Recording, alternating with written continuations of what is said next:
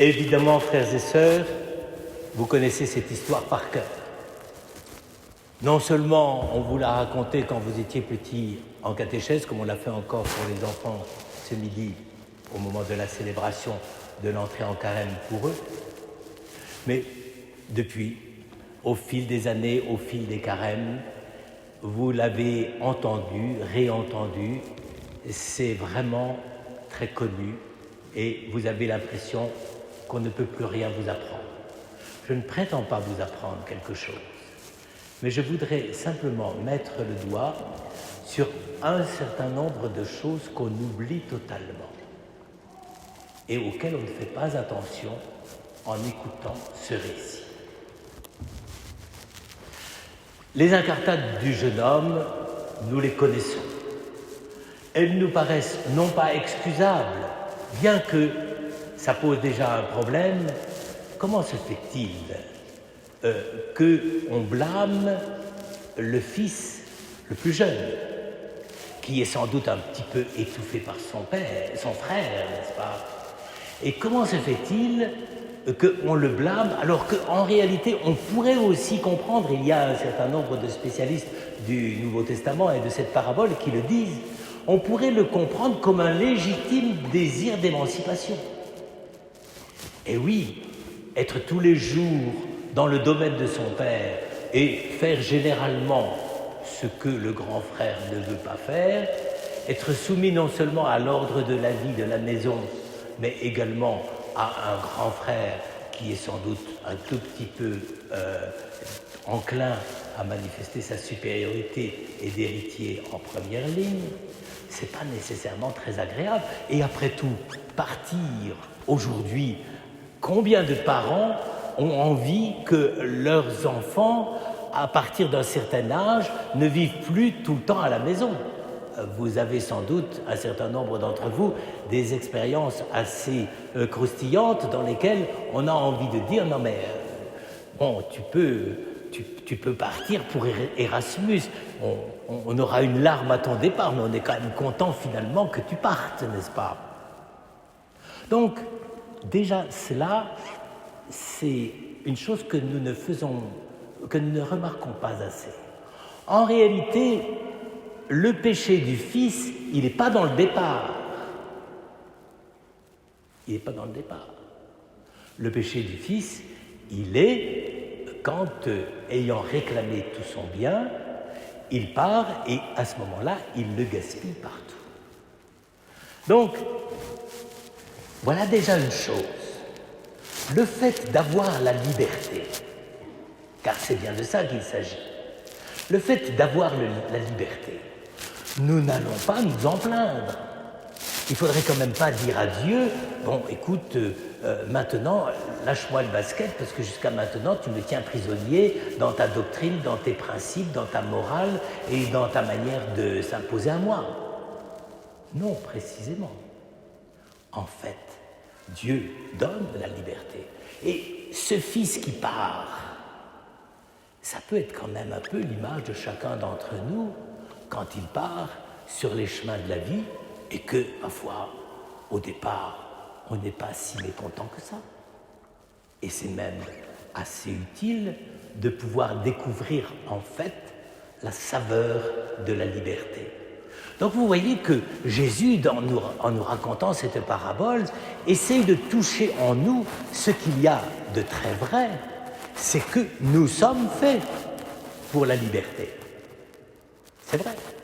Et nous sommes faits pour la liberté. D'ailleurs, c'est pour ça que le Père ne pose aucune condition. Donne-moi la part d'héritage qui me revient. Donne-moi de développer, déployer ce que je suis. Mais, et qui pourrait empêcher un enfant de se livrer à cet épanouissement de soi-même? C'est quand même, si je puis dire, l'orientation que Dieu veut donner à chacun d'entre nous. Il nous donne la liberté pour qu'on en vive. Où est le péché? Eh bien, il est d'abord dans le fait que dès qu'on a tourné le dos à la vie de famille, à la vie du père, à la vie du domaine, tout à coup, il se crée une chose étrange, au sujet de laquelle on ne réfléchit pas assez. Il se produit tout d'un coup un terrible oubli de Dieu. Comme si à ce moment-là, au moment même où nous commençons à éprouver les premières bouffées de la liberté, eh bien on dise « Ah bien ça y est, maintenant, je ne veux plus savoir quel était mon passé, quel est mon enracinement familial, tout ce que j'ai reçu jusqu'ici, je l'oublie, je ne veux plus en tenir compte. » Et c'est même tellement une liberté oublieuse qu'il est capable d'engager n'importe quel projet. On dit qu'effectivement, il mène la vie un peu complètement déjantée, il rencontre des personnes, des filles, etc. Et donc, ça y est, le souvenir de papa a disparu. Le souvenir de papa a disparu. Et donc, ne nous plaignons pas toujours trop de ce que dans notre société actuelle, nous ayons à certains moments l'impression que les gens vivent sans Dieu.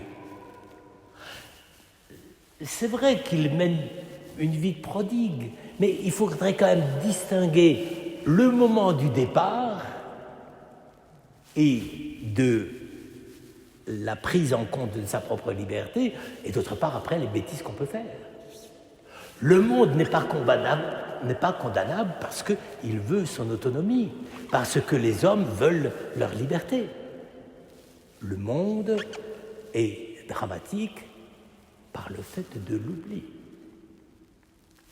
Et cet oubli va si loin que, au moment même où il commence à voir toutes les conséquences de ses bêtises, le jeune homme, en train de garder les cochons, ce qui évidemment est une promotion de la liberté assez limitée, en tout cas pour étaler sa convivialité. D'ailleurs, vous remarquerez que dans ces cas-là, quand on est avec les cochons ne veulent pas vous partager les caroubes qu'ils mangent. C'est la grande caractéristique des cochons, c'est que quand ils ont le nez, le groin dans l'auge, eh bien, j'aime autant vous dire qu'ils ne pensent pas du tout aux efforts de carême. Et donc, au milieu des cochons, à quoi il pense? Il a faim, il crève de faim. On pourrait se dire, il pense à son père. Ce serait logique. Eh bien non, il pense aux employés de la ferme. Combien dans la maison de mon père ont de la nourriture à satiété? Le premier ressouvenir de ce qu'il a été, de ce qu'il a reçu, de ce qui lui a été donné, le premier ressouvenir, c'est pas son père. C'est ce que son père donnait aux ouvriers de la ferme. C'est quand même incroyable. Que cette notation-là, Jésus ait pris soin de la souligner. Et il a quitté, il a oublié. Sa liberté l'a enivré dans une sorte d'oubli de Dieu absolument presque inconcevable.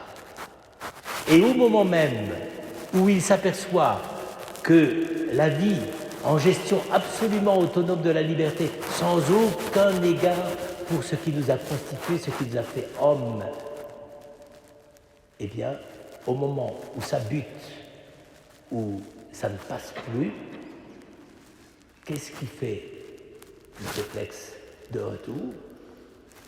Ah, les employés chez moi avaient un salaire beaucoup plus conséquent qui leur permettait de vivre au jour le jour en toute aisance.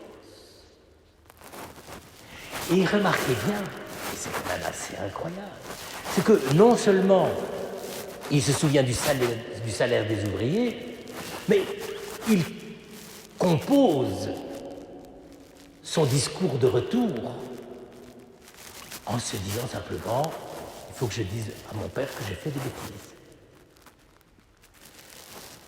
Et comme il a un certain sens, j'allais dire, de la revendication de justice, il va dire à son père, oui, j'ai péché contre le ciel et contre toi. Il ne dit pas, je te demande pardon. Non, non, non, il n'y a rien de ça.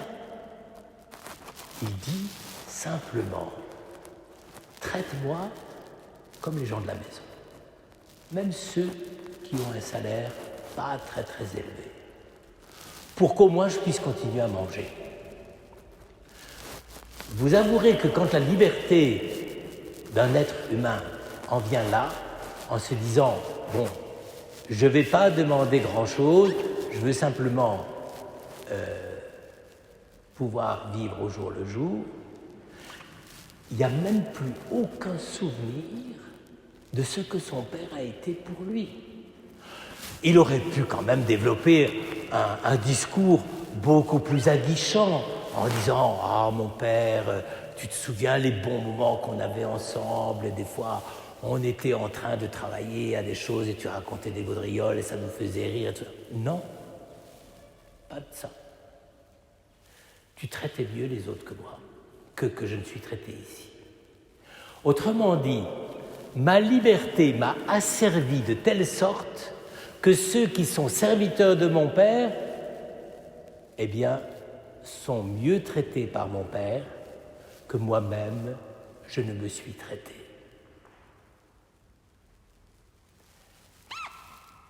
Quelle anamnèse!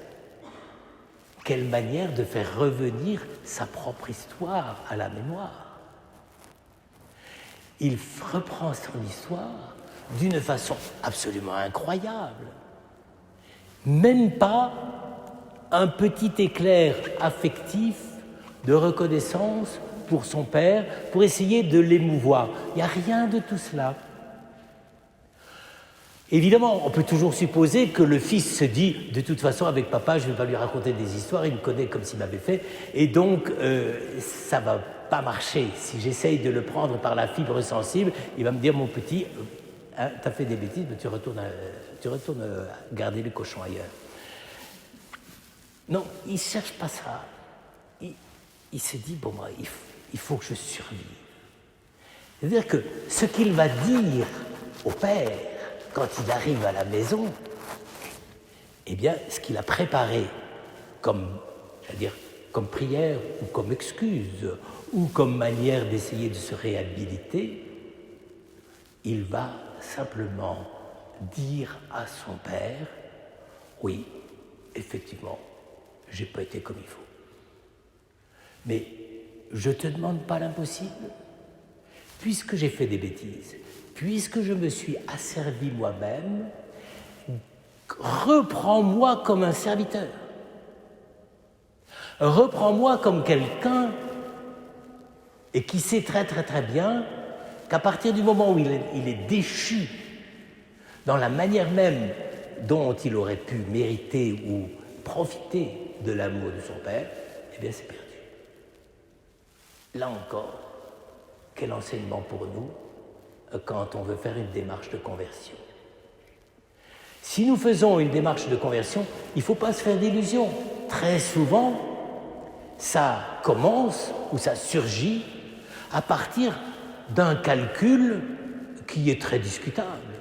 C'est-à-dire, je ne m'en sors pas et peut-être qu'un petit coup de pouce spirituel de Dieu va me redonner de l'énergie et le fait de pouvoir franchir une nouvelle étape.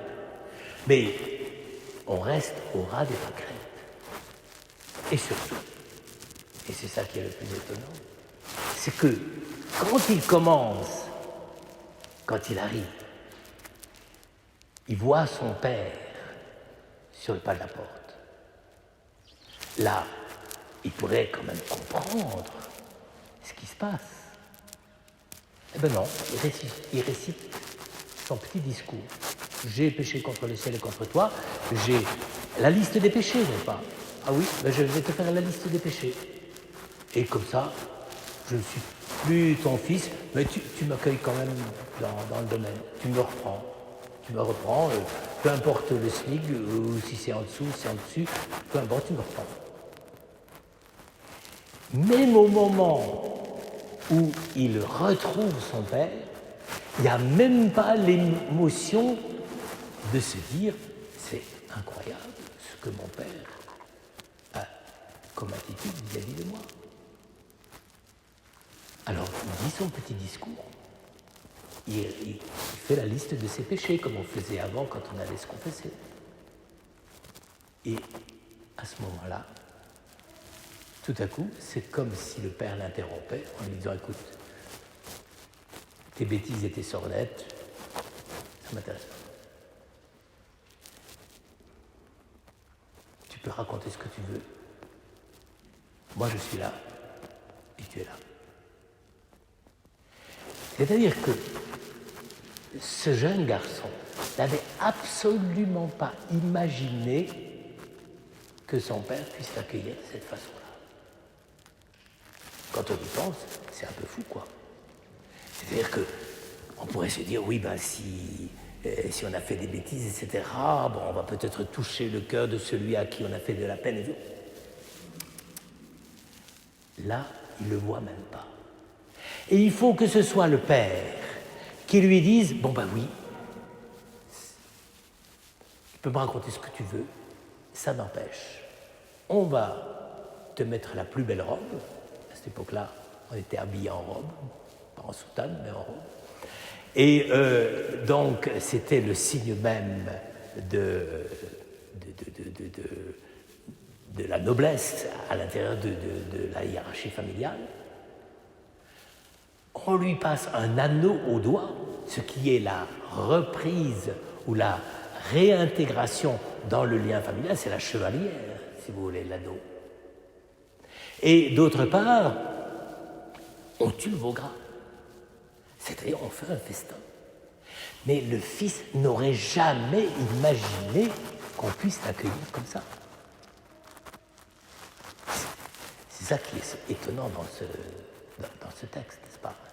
Jamais il aurait pu imaginer que son père allait faire une fête, d'autant plus que, quand il propose qu'on lui remette les sandales,